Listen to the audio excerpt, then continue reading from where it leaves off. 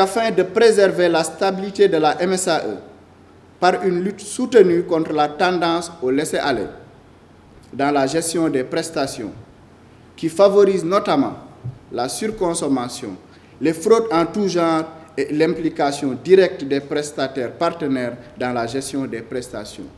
Les mesures pratiques suivantes sont prises et applicables. La première mesure, le bureau de section doit gérer lui-même les prestations à servir aux bénéficiaires.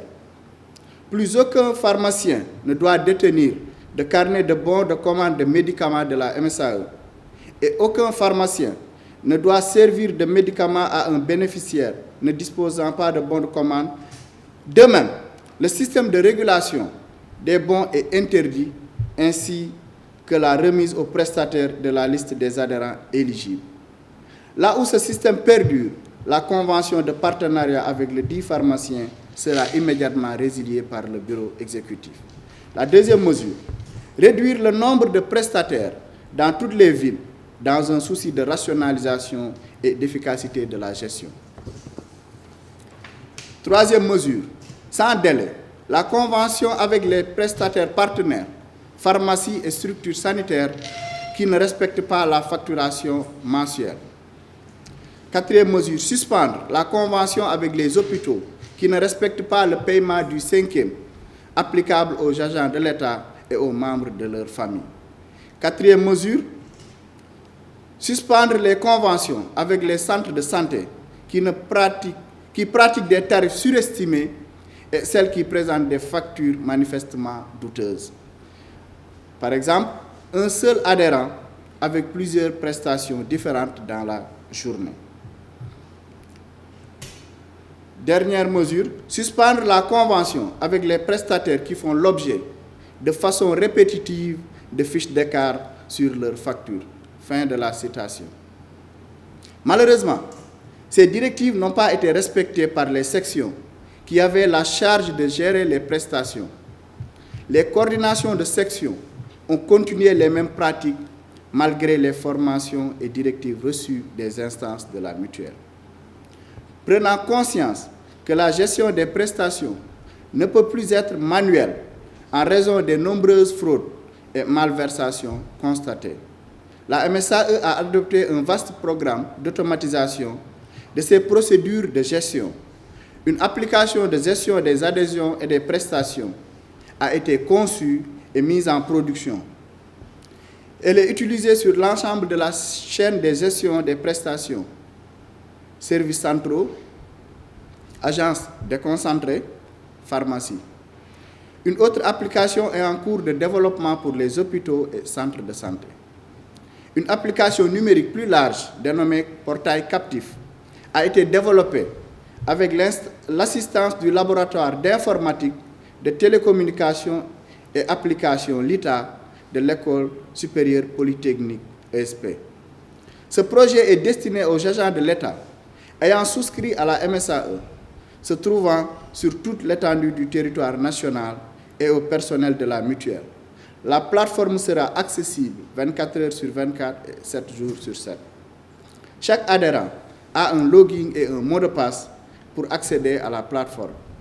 Il y chargera ensuite les factures de ses dépenses engagées pour ses soins de santé en vue d'un traitement rapide et efficace par les services compétents. Ces derniers se chargeront du traitement et du remboursement en cas de validation. Les différents utilisateurs, agents et adhérents auront leur espace personnel.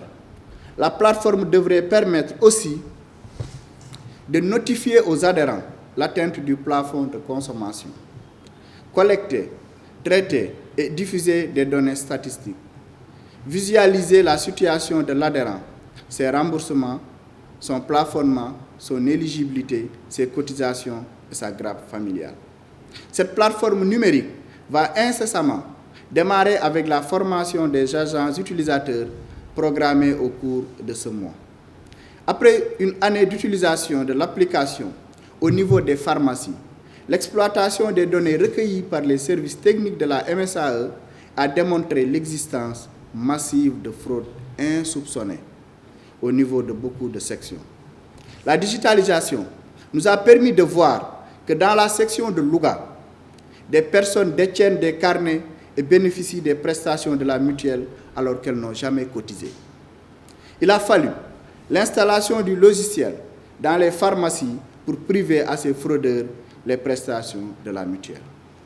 La situation est pareille à Tamba, à Kaolack, à Saint-Louis, à Ziguinchor et dans plusieurs sections départementales.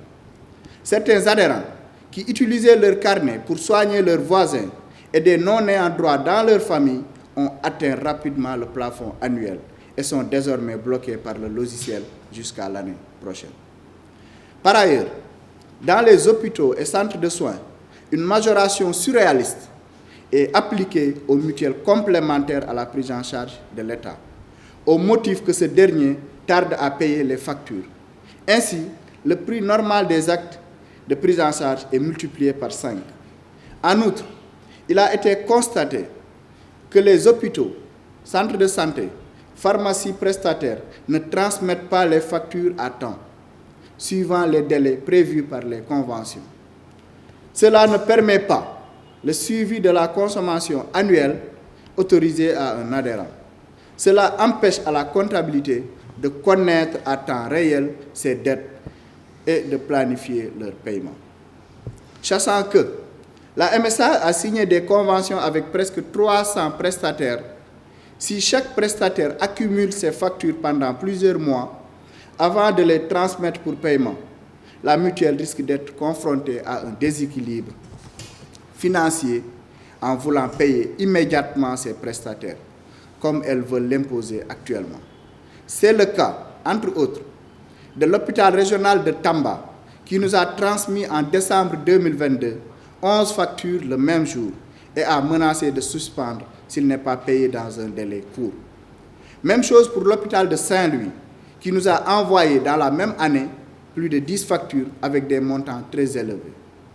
En moyenne, 2 millions par facture. Tout comme l'hôpital régional de Louga, avec 7 factures le même jour en juillet 2023. Cette même situation est vécue avec la plupart des pharmacies prestataires.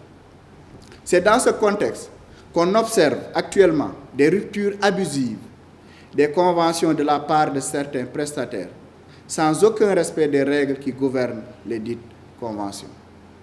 La MSA rappelle aux coordonnateurs de section, aux membres du conseil d'administration, aux chefs d'agence que les adhérents, comme cela a toujours été le cas, ont la possibilité d'acheter leurs médicaments et de se faire rembourser.